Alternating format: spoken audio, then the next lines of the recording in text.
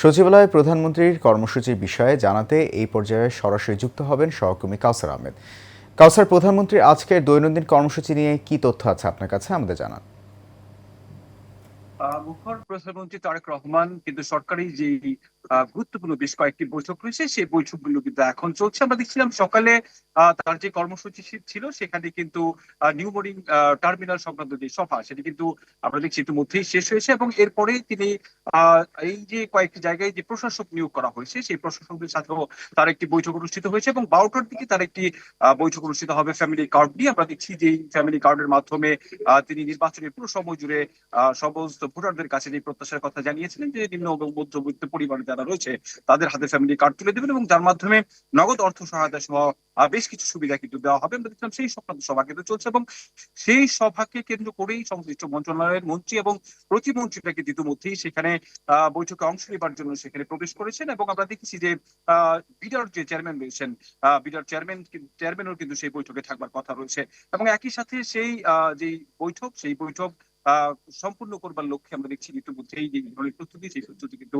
নেওয়া হয়েছে এবং সেখানে আমরা দেখছি যে এই প্রকল্পটি একেবারে সর্বপ্রথম কিন্তু পাইলট প্রকল্প হিসেবে চালু করা হবে কয়েকটি অঞ্চলে এবং এরপরে সারা বাংলাদেশেই কিন্তু এই প্রকল্পটি চালু করা হবে। আমরা দেখছি ইতিমধ্যেই কিন্তু এই তারেক রহমানের যেই এখানে আগমন সচিবালয়ে অফিস করা সেটি নিয়ে কিন্তু শুধুমাত্র এই সচিবালয়ের যে কর্মতৎপরতা সেটি কিন্তু অনেক আগেই বেড়ে গেছে। আমরা দেখছি যে বিভিন্ন গণমাধ্যম কিন্তু সেটি নিয়ে সংবাদও প্রকাশ করেছে যে আসলে তারেক রহমান প্রধানমন্ত্রীর আগমন উপলক্ষে সচিবরাও কিন্তু এখন একেবারে সকাল সকালে অফিস করছেন, অর্থাৎ সচিবালয়ের যে কর্মতৎপরতা সেটি কিন্তু আমরা লক্ষ্য করেছি। আমরা দেখছিলাম যে সকালে কিন্তু বেশ কয়েকটি মন্ত্রণালয়ের সভা অনুষ্ঠিত হয়েছে এবং কথাও বলেছেন বিভিন্ন স্থানীয় সরকার পল্লী উন্নয়ন সমবায় মন্ত্রণালয়ের যে মন্ত্রী মির্জা ফখরুল ইসলাম আলমগীর এবং বিএনপি মহাসচিবের দায়িত্বে থাকা সেটিও আমাদের সহকর্মী নুরুল ইসলাম নূর সেটি কিন্তু তিনি কাভার করে আসছেন। আমরা তার কাছ থেকে এই বিষয়ে বিস্তারিত জানবো। নূর, আমরা দেখছিলাম যে সকালেও কিন্তু বৈঠক অনুষ্ঠিত হয়েছে, সেই বৈঠকে আমরা দেখছিলাম যে স্থানীয় সরকার মন্ত্রী কথা বলেছেন। সেখানে কি জানতে পেরেছেন, আসলে কি বিষয়ে কথা হচ্ছে?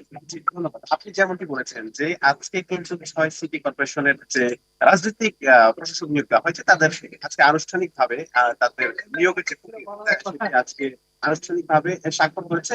সেটি কিন্তু স্থানীয় সরকার মন্ত্রণালয়, স্থানীয় সরকার মন্ত্রী যারা মির্জা ফখরুল ইসলাম আলমগীর তাদেরকে নবনিযুক্ত যে 6 সিটি কর্পোরেশনের মেয়র যুক্ত হয়েছে তাদেরকে আনুষ্ঠানিক ভাবে তাদের কার্যক্রম হস্তান্তর করেছেন এবং তিনি পরবর্তীতে গণমাধ্যমের সাথে কথা বলেছেন। গণমাধ্যমকে তিনি জানিয়েছেন যে রাজনৈতিক যে প্রশাসক নিয়োগ দিয়েছে তা কিন্তু এই যে বিগত যে প্রশাসক ছিল তাদের থেকেও এই রাজনৈতিক প্রশাসকরা ভালো কাজ করবে এবং একই সাথে এই রাজনৈতিক যে প্রশাসক রয়েছে প্রশাসকের আন্ডারে কিন্তু এই আগামী যে সিটি কর্পোরেশন নির্বাচন রয়েছে সেগুলো কিন্তু এই প্রশাসকের আন্ডারে থেকে সেগুলো নিষ্পত্তি করা হবে এমনটি কিন্তু তিনি জানিয়েছেন। এরপরেও আমরা দেখেছি যে নবনিযুক্ত যে প্রশাসকরা রয়েছে তারা কিন্তু কথা বলেছেন। তারা জানিয়েছেন যে তাদের দায়িত্ব দিক থেকে ইতিমধ্যে তারা বলেছে যে দায়িত্ব দিক থেকে যে তাদের আহ, যে যে দায়িত্ব দেওয়া হবে সেটি কিন্তু তারা সঠিকভাবে পালন করার চেষ্টা করবে।